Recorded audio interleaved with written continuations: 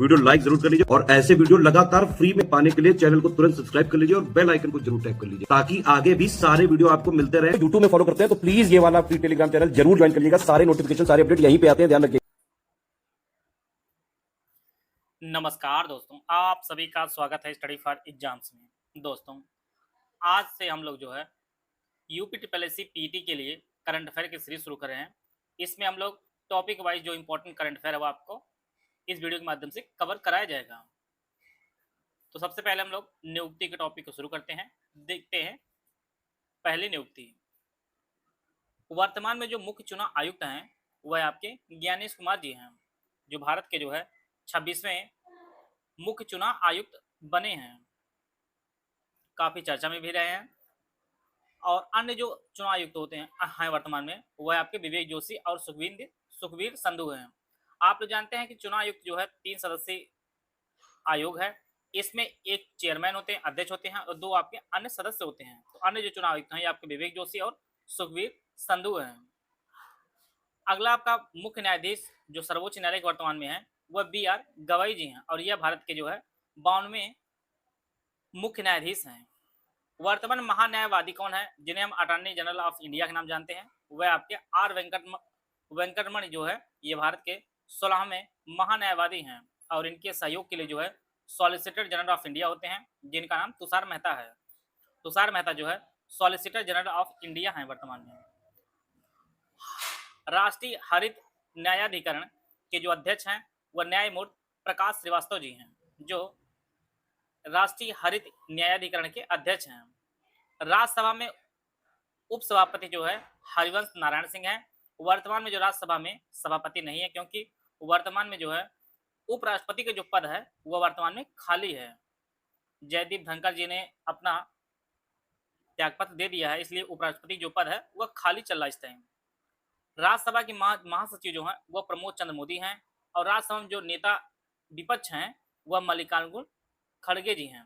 वहीं पर राज्यसभा में जो नेता सत्ता पक्ष हैं वह JP नड्डा जी हैं।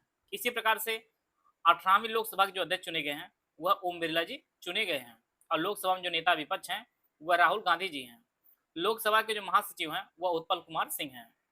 वही बात करते हैं वर्तमान जो हमारे राष्ट्रपति हैं वह द्रौपदी मुर्मू जी हैं और प्रधानमंत्री नरेंद्र मोदी को आप सभी लोग जानते हैं। नियंत्रक एवं महालेखा परीक्षक जिसे हम लोग कैग के नाम से जानते हैं यह वर्तमान संजय मूर्ति जी हैं। संजय मूर्ति जो है वह नियंत्रक एवं महालेखा परीक्षक हैं। सर्वोच्च सेनापति आप लोग जानते हैं कि राष्ट्रपति होता है और उस पद पे जो है द्रौपदी मुर्मू जी हैं। वायुसेना अध्यक्ष वर्तमान में अमरप्रीत सिंह जी हैं। नौसेना अध्यक्ष जो है यह दिनेश कुमार त्रिपाठी जी हैं और थल सेना जो पद जो अध्यक्ष हैं थल सेना अध्यक्ष ये आपके उपेंद्र द्विवेदी जी हैं। और इन सबको साथ में लेकर चलने वाला जिसे हम लोग चीफ ऑफ डिफेंस स्टाफ जिससे हम लोग CDS के नाम जानते हैं वह लेफ्टिनेंट जनरल अनिल चौहान जी हैं। जो CDS हैं वर्तमान में वह अनिल चौहान जी हैं। मुख्य आर्थिक सलाहकार जो भारत सरकार के हैं वह आपके अनंत नागेश्वरम जी हैं।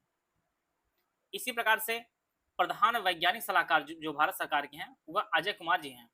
केंद्रीय सतर्कता आयुक्त CVC जो वर्तमान में है वह प्रवीण कुमार श्रीवास्तव जी हैं। केंद्रीय जांच ब्यूरो के प्रमुख जो है वह प्रमोद सूद जी हैं और मुख्य सूचना आयुक्त CIC जो है वह हीरालाल सामरिया हैं।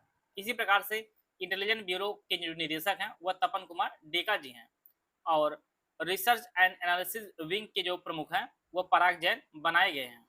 इसी प्रकार से राष्ट्रीय जांच एजेंसी जिसे हम लोग NIA के नाम जानते हैं इसके जो महानिदेशक हैं वह सदानंद वसंत दांते जी हैं और भारत के मुख्य सूचना आयुक्त CIC जो है आपके हीरालाल सामरिया जी हैं। इसी प्रकार से नीति आयोग की बात की, नीति आयोग का गठन आप जानते हैं कि 1 जनवरी 2015 को गठन इसका किया गया था और प्रधानमंत्री जो इसके अध्यक्ष होते हैं तो नरेंद्र मोदी जी इसके अध्यक्ष हैं। उपाध्यक्ष जो नीति आयोग के सुमन कुमार बेरी जी हैं और CEO जो है नीति आयोग के जो आपका BVR सुब्रमण्यम जो है यह वर्तमान में CEO है नीति आयोग की। UPSC के जो चेयरमैन है वह अजय कुमार जी हैं और 23वें विधि आयोग के जो अध्यक्ष बनाए गए हैं वह दिनेश माहेश्वरी बनाए गए हैं और 22वें कौन थे वह ऋतुराज अवस्थी जी थी। तो 23वें ज्यादा इंपॉर्टेंट है, इनका नाम दिनेश माहेश्वरी है और 22वें जो आपके ऋतुराज अवस्थी जी हैं।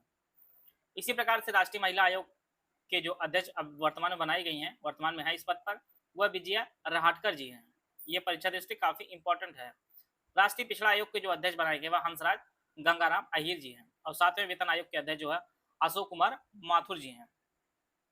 इसी प्रकार से वर्तमान लोकपाल जो हैं वह अजय अजय मानिक राव खानविलकर जी हैं और 16वें जो वित्त आयोग के अध्यक्ष बनाए गए हैं वह अरविंद पनगड़िया जी हैं और 15वें जो अध्यक्ष थे वह एनके सिंह थे। तो 16वें भी याद रखिएगा अरविंद पनगड़िया और 15वां भी आप लोग याद करिएगा एनके सिंह जी हैं।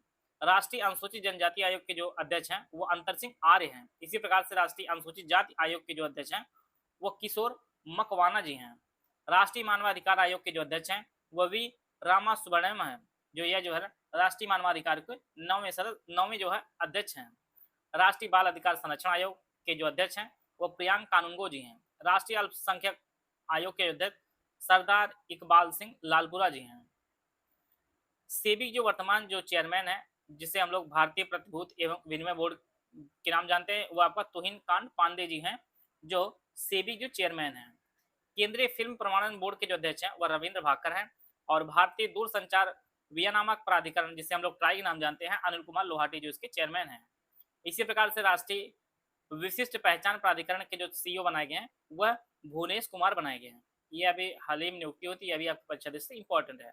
और भारत का महापंजीयन एवं जनगणना आयुक्त जो है यह मृत्युंजय कुमार नारायण जो है वर्तमान में महापंजीयन एवं जनगणना आयुक्त हैं और इसरो जो चेयरमैन है वह वी नारायण है और यह 11वें जो है इसरो चेयरमैन। इसी प्रकार से डीआरडीओ जो चेयरमैन वर्तमान में है वह भी कामत जी हैं, समीर वी कामत इनका नाम है, जो आपके डीआरडीओ के चेयरमैन हैं।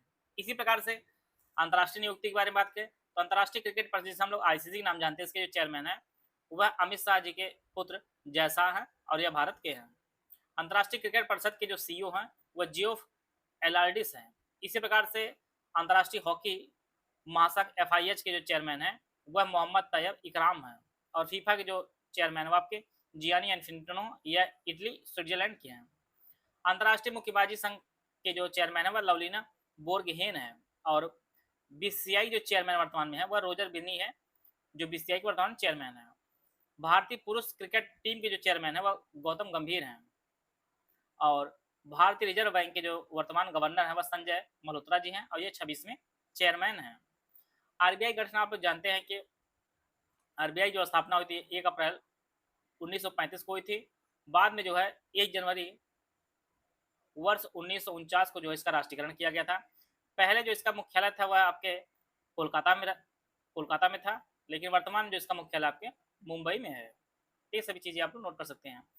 और आरबीआई में जो है 1 गवर्नर होते हैं और 4 जो आपके उप गवर्नर होते हैं। तो गवर्नर जो आपके संजय मल्होत्रा जी हैं, उप गवर्नर जो हैं वह एस जानकी रमन, एम राजेश्वर राव, पूनम गुप्ता और टी रविशंकर जो है अन्य 4 गवर्नर हैं। परीक्षा में उप गवर्नर से भी प्रश्न पूछा जा सकता है। महासचिव जो है संयुक्त राष्ट्र संघ के वो एंटोनियो गुटेरेस हैं जो पुर्तगाल के हैं और 80वें संयुक्त राष्ट्र महासभा सत्र के जो अध्यक्ष चुने गए हैं वह एनालेना बैरबॉक जो जर्मनी के हैं। 80वें जो है संयुक्त राष्ट्र महासभा सत्र के जो चेयरमैन बनाए गए हैं वह एनालेना बैरबॉक बनाए गए हैं और जो 79 थे उनका नाम फिलेमोन यंग था और ये आपके कैमरून के थे। चाहे 79 पूछे चाहे आपका 80 पूछे, दोनों आप लोग नोट कर सकते हैं, दोनों परीक्षा इंपॉर्टेंट है। 14वें जो अध्यक्ष बनाए गए विश्व बैंक के वह अजय बंगा है, यह भारतीय अमेरिकी हैं अजय बंगा जी, जो विश्व बैंक के चेयरमैन हैं। प्रबंध निदेशक जो अंतर्राष्ट्रीय मुद्रा कोष के आईएमएफ के वह क्रिस्टिना जॉर्जिवा है और ये आपकी बुल्गारिया की हैं। इसी प्रकार से विश्व व्यापार संगठन के जो महानिदेशक वर्तमान में है वो WTO है, इनका नाम नगोजी अकोंजो इवेला है और यूनेस्को के जो महानिदेशक हैं उनका नाम आद्रे अजोले जो फ्रांस के हैं। इसी प्रकार से खाद्य एवं कृषि संगठन के जो महानिदेशक हैं उनका नाम क्यू डोंगे हो, ये आपके चीन के हैं। खाद्य एवं FAO के जो महानिदेशक हैं क्यू डोंगे हो, ये आपके चीन के हैं। यूनिसेफ के जो प्रमुख हैं वो कैथरीन रसेल हैं, ये आपके अमेरिका की हैं। इसी प्रकार से विश्व स्वास्थ्य संगठन WHO के जो महानिदेशक हैं वह टेड्रोस अधानोम है। विश्व स्वास्थ्य संगठन के जो महानिदेशक हैं वह टेड्रोस अधानोम है। इसी प्रकार से नाटो के जो महासचिव हैं वह मार्क रूटे हैं नीदरलैंड के और एशियाई विकास बैंक के जो अध्यक्ष वर्तमान में वो मसातो कांडा जो जापान के हैं। इंटरपोल के जो अध्यक्ष हैं वह अहमद नसीर अल राइसी जो UAE के हैं इंटरपोल के, चेयरमैन इस टाइम। अंतर्राष्ट्रीय न्यायालय के जो अध्यक्ष हैं वो बुजी इकासावा जो जापान के हैं। इसी प्रकार से न्यू डेवलपमेंट बैंक एनडीबी की जो चेयरमैन है वो डिल्मा रूसेफ हैं, ये आपके ब्राजील के हैं। तो यह जो कुछ प्रमुख नियुक्ति थी। कुछ और इंपॉर्टेंट करंट अफेयर आपकी परीक्षा में पूछा सकता है, उनको हम देख लेते हैं हम लोग। 76वां गणतंत्र दिवस मनाया गया आपका 2025 में। इसमें जो है मुख्य अतिथि जो रहे हैं 2025 में वो प्रबोतो सुबियांतो रहे हैं, ये आपके इंडोनेशिया के राष्ट्रपति रहे हैं। ये बेहद ही इंपॉर्टेंट है आपकी परीक्षा की दृष्टि से। और गणतंत्र दिवस 2025 की थीम जो रही है वो स्वर्णिम भारत विरासत और विकास की थीम रही है। सर्वश्रेष्ठ झांकी का जो पुरस्कार मिला है वह उत्तर प्रदेश की झांकी को मिला है। इसी प्रकार कुछ इंपॉर्टेंट करंट अफेयर और देख लेते हैं हम लोग। बाघ गणना रिपोर्ट 2022। भारत में बाघों की जो कुल संख्या हो गई वो आपके 3682 हो गई है। और यह पूरे विश्व के 75% बाघ जो है भारत में ही निवास करते हैं। और बाघों जो अधिकतम संख्या है वह हमारे जो प्रदेश आपका मध्य प्रदेश है, यहाँ पर 785 बाघ सबसे अधिक अन्य राज्यों की तुलना में। उसके बाद स्थान आता है आपका कर्नाटक का, जहाँ 563 बाघ है। फिर आपका उत्तराखंड तीसरे स्थान 560 बाघ के साथ, और महाराष्ट्र आपका 444 बाघ के साथ चौथे स्थान पर है। तो सबसे अधिक बाघ वाला जो राज्य है आपका मध्य प्रदेश, फिर कर्नाटक, फिर उत्तराखंड, फिर आपका महाराष्ट्र है। अब बात करते हैं उत्तर प्रदेश की। तो उत्तर प्रदेश जो बाघों संख्या हो गई है वह आपकी 222 हो गई है। अगर टाइगर रिजर्व की स्थिति में देखा जाए, सबसे अधिक जो टाइगर रिजर्व सबसे अधिक जो बाघ है आपके जिम कार्बेट टाइगर रिजर्व में सबसे अधिक बाघ हैं, और ये आप जानते हैं उत्तराखंड में है। और सबसे अधिक जो बाघ आपके 260 बाघ आप जिम कार्बेट टाइगर रिजर्व में है। ऊपर वाले राज्य के रूप में है, नीचे आपके टाइगर रिजर्व के रूप में है सबसे अधिक। और आप लोग जानते हैं कि 29 जुलाई जो है अंतर्राष्ट्रीय बाघ दिवस मनाया जाता है, यह भी एक दिवस के रूप से काफी इंपॉर्टेंट है। और इनकी बाघों की संख्या को बढ़ाने के लिए उद्देश्य से जो 2010 में रूस के सेंट पीटर्सबर्ग में जो है टाइगर समिट हुआ था, और जो टारगेट दिया गया था भारत ने वो टारगेट काफी पहले ही पूरा कर लिया था। और भारत सरकार ने वर्ष 1973 में जो है प्रोजेक्ट टाइगर की जो है शुरुआत की थी। अब बात करते हैं हम लोग उत्तर प्रदेश के बारे में। उत्तर प्रदेश में टोटल जो है 4 टाइगर रिजर्व हैं। Pilibhit tiger reserve, Dudhwa tiger reserve आपका, अमानगढ़ और रानीपुर टाइगर रिजर्व। टोटल जो है 4 टाइगर रिजर्व है उत्तर प्रदेश में। अब पूरे भारत की बात की जाए तो भारत में टोटल जो है वर्तमान में 58 टाइगर रिजर्व है। जो नवीनतम उनको हम लोग देख लेते हैं। रानीपुर टाइगर रिजर्व आपका उत्तर प्रदेश में है। वीरांगना दुर्गावती टाइगर रिजर्व आपके मध्य प्रदेश में है। धौलपुर करौली टाइगर रिजर्व आपके राजस्थान में है। गुरु घासीदास तिमोर पिंगला टाइगर रिजर्व आपके छत्तीसगढ़ में है। रातापानी टाइगर रिजर्व आपके मध्य प्रदेश में है। और माधव टाइगर रिजर्व आपके मध्य प्रदेश में है। तो जो नवीनतम है वो किस राज्य में है वो है आपके लिए जरूरी है। तो माधव मध्य प्रदेश में है, रातापानी यह भी मध्य प्रदेश में है, गुरु घासीदास छत्तीसगढ़ में है, धौलपुर करौली आपके राजस्थान में है, वीरांगना दुर्गावती टाइगर रिजर्व आपके मध्य प्रदेश में है। तो इधर ज्यादातर आपके मध्य प्रदेश में ही टाइगर रिजर्व घोषित किया गया है। वही बात करते सबसे बड़ा जो टाइगर रिजर्व है ये आपके Nagarjuna Srisailam tiger reserve आपके तेलंगाना में है। सबसे छोटा की बात की जाए तो बोर जो महाराष्ट्र वर्धा में स्थित है यह सबसे छोटा टाइगर रिजर्व है। कुछ जीआई टैग को हम लोग देख लेते हैं। जीआई टैग जो हाल ही में प्राप्त हुए हैं, सांगरी बीन जो है ये राजस्थान को मिला है। अमलद साद चीकू जो है आपके गुजरात को जीआई टैग मिला गया है। सौदागिरी ब्लॉक पोट्री आपके अहमदाबाद में। पारंपरिक पोशाक रिगनाई पचरा जो है त्रिपुरा को मिला है। सितार और तानपुर आपके महाराष्ट्र को जीआई टैग मिला गया है। कुंभकोणम पान का पत्ता जो है तंजावुर तमिलनाडु को दिया गया है। थोवलाई फूल माला आपके कन्याकुमारी को दिया गया है। विलो बैट जम्मू कश्मीर को जीआई टैग दिया गया है। हैंडलूम उत्पाद रिंडिया ये आपके मेघालय को जीआई टैग दिया गया है। इसी प्रकार से सहनाई जो जीआई टैग मिला बनारस को। और घरचोला साड़ी जो पारंपरिक हस्तशिल्प है यह गुजरात को दिया गया है जीआई टैग के रूप में। इसी प्रकार से पश्मीना ऊन आपके लद्दाख को दिया गया है। अजरक प्रिंट जो है यह गुजरात को जीआई टैग दिया गया है। साजिश क्राफ्ट जो आपको मथुरा को दिया गया है। जनजाति पोशाक जिसका नाम रिगनाई पचरा या त्रिपुरा को दिया गया है। इसी प्रकार से बांसुरी जो है पीलीभीत को दिया गया है। गोंड पेंटिंग जो है मध्य प्रदेश को जीआई टैग दिया गया है। और तिरंगा बर्फी आपके वाराणसी को दिया गया है। अगर जीआई टैग उत्तर प्रदेश में देखा जाए तो सबसे जो जीआई टैग मिला है यह आपके वाराणसी को ही मिला है। आइए कुछ और इंपॉर्टेंट फैक्ट हम देख लेते हैं। 2024-25 में जो प्रमुख समझौते हुए हैं किस देश के साथ हुए हैं उनको हम लोग देखते हैं। ऊर्जा क्षेत्र में सहयोग को बढ़ावा देने के लिए भारत ने जो है डेनमार्क से समझौता किया है। सीमा पार बिजली पारेषण अवसंरचना विकसित करने के लिए जो भारत ने नेपाल से समझौता किया है। वैज्ञानिक अनुसंधान के क्षेत्र में सहयोग के लिए भारत ने इटली के साथ समझौता किया है।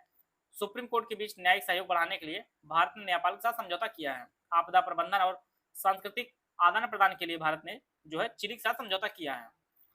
जल स्वच्छता स्वास्थ्य क्षेत्र में सहयोग को बढ़ावा देने के लिए भारत ने जो है नेपाल के साथ समझौता किया है। रक्षा और व्यापार समझौतों को बढ़ावा देने के लिए भारत ने न्यूजीलैंड के साथ समझौता किया है। लिथियम अन्वेषण और खनन में सहयोग को मजबूत प्रदान करने के लिए जो है भारत ने अर्जेंटीना के साथ समझौता किया है। गैर बासमती सफेद चावल व्यापार पर समझौता किया भारत ने इंडोनेशिया के साथ। इसी प्रकार से डीप टेक, नवाचार, डिजिटल कौशल विकास और उन्नत अनुसंधान आंध्र प्रदेश सरकार ने जो है आईआईटी मद्रास के साथ समझौता किया है। इसी प्रकार से महाराष्ट्र के तटों और नदी किनारे संरक्षण प्रदान करने के लिए भारत सरकार और एशियाई विकास साथ जो है इसे एशियाई विकास साथ समझौता किया है। इसी प्रकार से भारतीय नौसेना के साथ विद्युत प्रणोदन प्रणाली के लिए जो है भारत ने यूके के साथ समझौता किया है। और रक्षा सहयोग और सैन्य संबंधों पर समझौता जो है भारत ने अल्जीरिया के साथ समझौता किया है। तो यह जो है भारत के द्वारा कुछ प्रमुख जो समझौते किए गए हैं उनको हम लोग देख लिए हैं। यहाँ पर एक छोटे सा इंपॉर्टेंट टॉपिक जो बार बार आपकी परीक्षा में पूछा सकता है उसको हम लोग यहीं देख लेते हैं।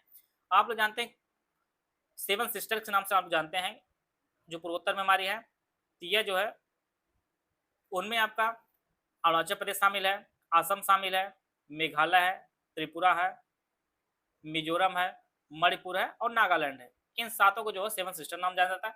यहाँ बताने से भी इतना पर्पज है, इनकी राजधानी अक्सर पूछी जाती है। तो अरुणाचल प्रदेश की राजधानी है ये आपकी ईटानगर है।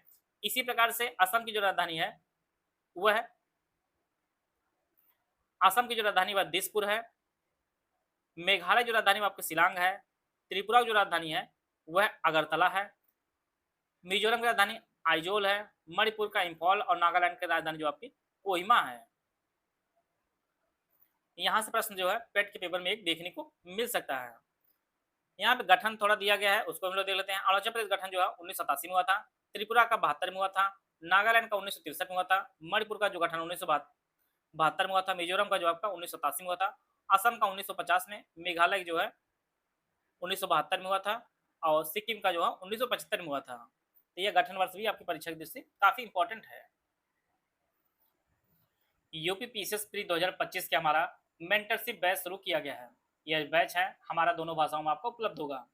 जैसा कि आप जानते हैं यूपी पीसीएस प्रीलिम्स का जो पेपर है ये आपका 12 अक्टूबर 2025 को जो है निर्धारित है। और यह जो बैच आपको मिलेगा ये आपको ज्ञान सर एजुकेशन ऐप पर मिलेगा। वर्तमान में जो इसका प्राइस है वह है 2495 रुपये प्राइस था। यहाँ पर आपको जो है कूपन कोड आप यूज करेंगे ज्ञान सर डिस्काउंट, तो आपको जो है प्राइस आपको पे करना होगा उसमें 80% का डिस्काउंट मिलेगा। तो टोटल जो फीस हो जाएगी वो 499 इसकी टोटल फीस हो जाएगी। तो 499 में जो है आपको क्या क्या फीचर मिलेंगे उनको हम देख लेते हैं। डेली हर सब्जेक्ट के मोस्ट इंपॉर्टेंट टॉपिक दिए जाएंगे। डेली स्टडी प्लान दिया जाएगा। यूपी से स्पेशल सब्जेक्ट वाइज जो हाई शॉर्ट नोट दिए जाएंगे वीडियो के रूप में और आपको पीडीएफ दी जाएगी। डेली महत्वपूर्ण टॉपिक के रिवीजन नोट्स और गाइडेंस जो है आपको क्या पढ़ना कैसे पढ़ना सब कुछ आपको बताया जाएगा। Topic wise revision current affair notes और रिकॉर्डेड क्लासेस रूप में दी जाएगा। वार्षिक करंट अफेयर पापा पीडीएफ मैगजीन जिसे करंट के पूरे सवाल सही होते हैं और पिछले 10 वर्षों के महत्वपूर्ण पीआईक्यू जीएस प्लस सीसैट के जो प्रैक्टिस सेट दिया जाएगा। और 25 टेस्ट सीरीज दी जाएगी। इसमें 6 फुल टेस्ट होगा, 5 सीसैट के, 5 यूपीजीके के, करंट बजट सर्वे और 9 आपके सब्जेक्ट वाइज टेस्ट होंगे। टोटल करंट अफेयर की मंथली वाइज जो है क्वेश्चन प्रैक्टिस कराया जाएगा। यूपी करंट अफेयर की जो मंथ वाइज जो है क्वेश्चन प्रैक्टिस कराई जाएगी। अब इसकी जो वैलिडिटी होगी वो यूपी पीसीएस 2025 जो है के एग्जाम तक इसकी वैलिडिटी होगी। तो यह जो बैच आप जो है ज्ञान सर एजुकेशन ऐप पर आपको यह बैच मिलेगा। इसे आप गूगल प्ले स्टोर से जाकर ज्ञान सर एजुकेशन ऐप पर जो है पीसीएस प्री 2025 सेक्शन में जाकर आप ज्ञान sir discount coupon code use करके जो है 499 पे करके जो है आप इस बैच से जुड़ सकते हैं।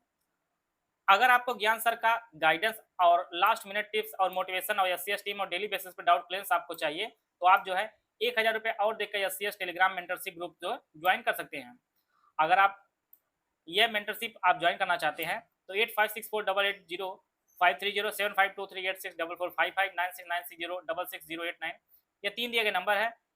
इसको जो है ज्वाइन करने के लिए इस पे कॉल व्हाट्सएप करके जो है जानकारी प्राप्त कर सकते हैं। अगर आप जो है गाइडेंस लेना चाहते हैं और डाउट क्लियरेंस ज्वाइन करना चाहते हैं तो इसके लिए आप 1000 रुपये अलग पे करके जो है आप इस बैच से जुड़ सकते हैं।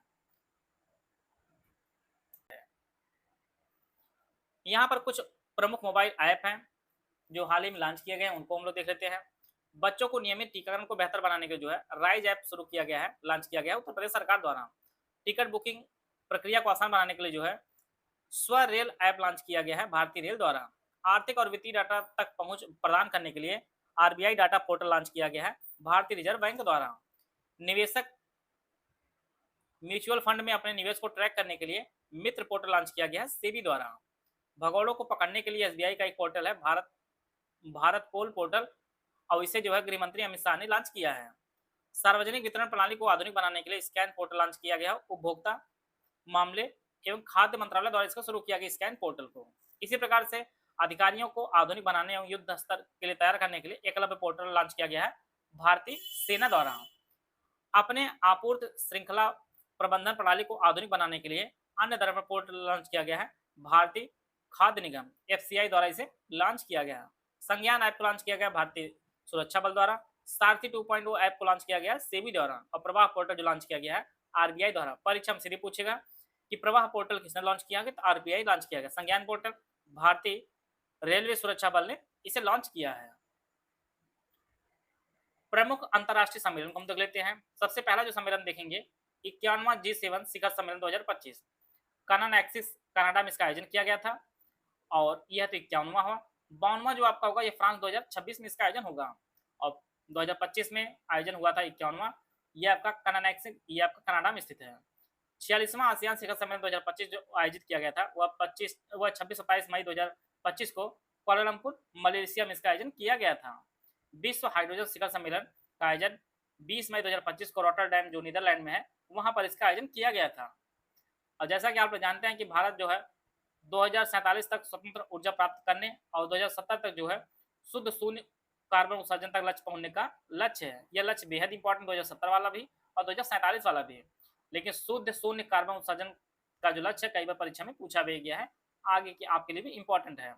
विश्व आर्थिक मंच की 55वीं जो बैठक आयोजित हुई 2025 में वह 20 से 24 जनवरी 2025 तक यह जो है दावोस जो स्विट्जरलैंड है वहां पर इसकी बैठक आयोजित की गई थी विश्व आर्थिक मंच की।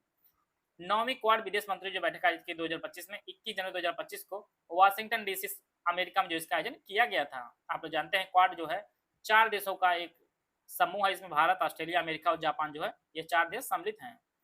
9वां G20 शिखर सम्मेलन 2024 आयोजन जो है 18 से 19 नवंबर 2024 को रियो डी जेनेरियो में इसका आयोजन किया गया था। और 20वां जो आपका सम्मेलन होगा ये आपका इसकी जो मेजबानी 2025 में करेगा वो आपका दक्षिण अफ्रीका जो है G20 शिखर सम्मेलन 2025 की मेजबानी आपका दक्षिण अफ्रीका करेगा। इसी प्रकार से संयुक्त राष्ट्र का 29वां जलवायु परिवर्तन सम्मेलन COP29 का जो आयोजन है वह 11-12 नवंबर 2024 को बाकू अजरबैजान में किया गया था। और COP30 जो आयोजित होगा 2025 में ये बेलेम शहर ब्राजील में इसका आयोजन किया जाएगा। तो दोनों याद कर लीजिए, 29वां आपका बाकू में, 30वां आपका ब्राजील बेलेम शहर ब्राजील वहां पे 2025 में आयोजन किया जाएगा। इसी प्रकार से 16वां ब्रिक्स शिखर सम्मेलन 2024 का जो आयोजन किया गया है वह 22 से 24 अक्टूबर 2024 को कजान शहर रूस में इसकी आयोजन किया गया है, और अध्यक्षता जो है रूसी राष्ट्रपति व्लादिमीर पुतिन ने इसकी अध्यक्षता की है। 17वां ब्रिक्स का सम्मेलन जो है प्रधानमंत्री नरेंद्र मोदी ने जो है 6 से 7 जुलाई 2025 को रियो डी जेनेरियो ब्राजील में जो इसका आयोजन किया गया है 17वां ब्रिक्स का सम्मेलन। 16वां जो हुआ था कजान रूस में हुआ था, 17वां आपका ब्राजील में हुआ था रियो डी जेनेरियो में, जिसमें भारत के प्रधानमंत्री नरेंद्र मोदी ने इसमें जो है प्रतिभाग किया था। एससीओ के शासनाध्यक्षों की परिषद की 23वीं बैठक, इसका आयोजन जो है 15-16 अक्टूबर 2024 को इस्लामाबाद पाकिस्तान में इसका आयोजन किया गया था।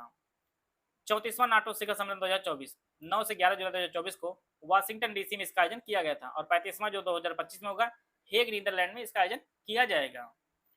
2027 में 11वें विश्व जल मंच की जो मेजबानी करेगा वह सऊदी अरब करेगा, और 2024 में जो है 10वां विश्व जल मंच की मेजबानी किया था बाली इंडोनेशिया कर रहा था।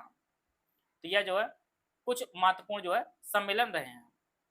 इसी प्रकार से कुछ राष्ट्रीय सम्मेलन को देख लेते हैं हम लोग। 18वां प्रवासी भारतीय दिवस जो मनाया गया है यह इस बार भुवनेश्वर ओडिशा में आयोजित किया गया है 8 से 10 जनवरी 2025 तक। आप लोग जानते हैं कि प्रवासी दिवस जो है प्रत्येक वर्ष 9 जनवरी को मनाया जाता है, और इसी दिन जो है दक्षिण अफ्रीका से गांधी जी भारत वापस आए थे। इसमें जो है मुख्य अतिथि क्रिस्टीन कार्ला कंगालू जो त्रिनिदाद और टोबैगो को राष्ट्रपति हैं, यह जो मुख्य अतिथि रहे हैं। और इस बार जो थीम रखी गई थी विकसित भारत में प्रवासी भारतीयों का योगदान इस बार थीम थी। और 9 जनवरी को प्रधानमंत्री ने जो है पर्यटक ट्रेन प्रवासी भारतीय एक्सप्रेस की जो पहली यात्रा शुरू की थी जो दिल्ली के निजामुद्दीन स्टेशन से रवाना की गई थी। और 10 जनवरी को राष्ट्रपति द्रौपदी मुर्मू ने जो है 27 लोगों को प्रवासी भारतीय सम्मान पुरस्कार से जो है सम्मानित भी किया था। पहला एशियाई बौद्ध शिखर सम्मेलन जो 2024 आयोजित किया गया था, यह नई दिल्ली में 5-6 नवंबर 2024 को इसका आयोजन किया गया था। ई गवर्नेंस पर 24वां राष्ट्रीय सम्मेलन 2024 का आयोजन जो है, ये मुंबई, महाराष्ट्र में 3-4 सितंबर 2024 को इसका आयोजन किया गया था। 10वां विश्व आयुर्वेद कांग्रेस एवं आरोग्य एक्सप्रेस 2024 जो है, एक्सपो जो 2024 का आयोजन जो है देहरादून, उत्तराखंड में 12 से 15 दिसंबर 2024 को इसका आयोजन किया गया था। 8वीं इंडिया मोबाइल कांग्रेस 2024 का आयोजन जो है नई दिल्ली में 15 से 18 अक्टूबर 2024 तक किया गया था। सेमिकॉन इंडिया सम्मेलन 2024 का आयोजन ग्रेटर नोएडा, उत्तर प्रदेश में किया गया था 11 से 13 सितंबर 2024 तक। और पहला संयुक्त कमांडर सम्मेलन 2024 का आयोजन जो है लखनऊ में 4-5 सितंबर 2024 तक इसका आयोजन किया गया था। इसी प्रकार से 8वां धम्म सम्मेलन 2024 का आयोजन जो है अहमदाबाद, गुजरात में किया गया था। और इसके जो मुख्य अतिथि थे वह हमारे पूर्व उपराष्ट्रपति जगदीप धनखड़ जी इसके मुख्य अतिथि थे। कुछ प्रमुख ऑपरेशन उसको भी देख लेते हैं हम लोग। 2024-25 में जो आयोजन ऑपरेशन चलाए गए थे, ऑपरेशन सिंधु जो है ईरान और इजराइल के युद्ध के दौरान जो है भारतीयों को वापस लाने के लिए ऑपरेशन सिंधु चलाया गया था। ऑपरेशन सिंदूर जो भारत सरकार द्वारा पहलगाम आतंकी हमले के खिलाफ चलाया गया था ऑपरेशन सिंदूर। ऑपरेशन चक्र 5 जो है ये सीबीआई द्वारा डिजिटल अरेस्ट स्कैम के खिलाफ चलाया गया था ऑपरेशन चक्र 5। परीक्षा में सीधे पूछेगा ऑपरेशन चक्र 5 किसके द्वारा चलाया गया था, तो सीबीआई द्वारा चलाया गया था। ऑपरेशन ब्रह्मा जो है भारत इसके तहत म्यांमार में भूकंप पीड़ितों की मदद के लिए जो है ऑपरेशन ब्रह्मा चलाया था। ऑपरेशन सद्भाव जो है भारत सरकार द्वारा टाइफून यागी से प्रभावित जो है म्यांमार, लाओस और वियतनाम की मदद के लिए चलाया था ऑपरेशन सद्भाव। ऑपरेशन कन्विक्शन जो उत्तर प्रदेश सरकार द्वारा यौन उत्पीड़न और धर्म परिवर्तन को कम करने के लिए चलाया गया था। ऑपरेशन बॉम्बे बकेट जो है ये वायुसेना द्वारा नैनीताल के जंगल में लगी आग को बुझाने के लिए किए थे। ऑपरेशन इंद्रावती जो हैती में फंसे भारतीयों को निकालने के लिए किया गया था। और ऑपरेशन नन्हे फरिश्ते जो है ये रेलवे सुरक्षा बल द्वारा चलाया गया था। जो बच्चे अपने परिवार से छूट गए थे कहीं, उनको मिलाने के लिए ऑपरेशन नन्हे फरिश्ते चलाया गया था। मेजर ध्यानचंद खेल रत्न पुरस्कार 2024 यह इस बार टोटल जो है 4 लोगों को दिया गया है। और इसमें जो पुरस्कृत राशि होती है वो 25 लाख रुपए जो पुरस्कृत राशि होती है। यहाँ पे 4 लोगों को दिया गया है। आप लोग इनके खेल को भी जानते रहिए। डी गुके जो है ये शतरंज खिलाड़ी है, हरमनप्रीत जो है हॉकी खिलाड़ी है, प्रवीण कुमार जो है पैरा एथलेटिक्स है और मनु भाकर जो आपके शूटिंग के खिलाड़ी हैं। यह जो है 4 लोगों को दिया गया है मेजर ध्यानचंद खेल रत्न पुरस्कार 2024 और इसकी पुरस्कृत राशि 25 लाख रुपए है। और अर्जुन अवार्ड 2024 दिया गया टोटल 32 लोगों को। और यह जो है टोटल इसमें पुरस्कृत राशि आपकी 15 लाख रुपए है। भारतीय शतरंज ग्रैंड मास्टर जो नवीनतम होते अक्सर पूछा जाता है, 84वें नंबर के जो है टोटल वर्तमान में 89 जो है ग्रैंड मास्टर हैं। 84वें नंबर वैशाली रमेश बाबू है, 50वें आपका श्याम निखिल पी है, 86वें श्री हरि LR है, 87वें आपका हरिकृष्णन AR हैं। और इसी प्रकार से दिव्या देशमुख जो आपके 88वीं है और 89वें आपके रोहित S कृष्णा है। यह टोटल जो है भारत के 89 ग्रैंड मास्टर जो है हो चुके हैं। तो ये आशा है आप सभी को बहुत कुछ जानने को मिला होगा। मिलते हैं नेक्स्ट वीडियो, तब तक जय हिंद, जय भारत।